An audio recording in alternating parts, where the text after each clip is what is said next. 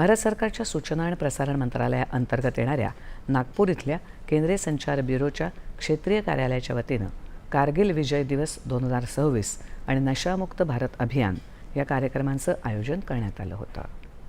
नागपूर माध्यमिक विद्यालयात झालेल्या या कार्यक्रमाच्या अध्यक्षस्थानी माजी कॅप्टन आणि माजी जिल्हा सैनिक कल्याण अधिकारी दीपक लिमसे, केंद्रीय संचार ब्युरोचे अधिकारी सौरभ खेकरे, नागपूर प्रदेश एज्युकेशन सोसायटीचे अध्यक्ष किशोर जिचकार उपस्थित होते. या विद्यार्थ्यांना नशामुक्त भारत अभियान अंतर्गत शपथ देण्यात आली.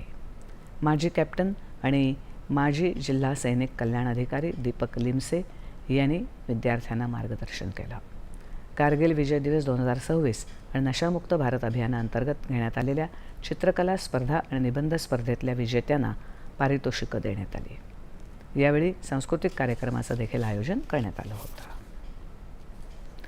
महिला एकेरीच्या विश्व कनिष्ठ स्क्वॅश चषक स्पर्धेमध्ये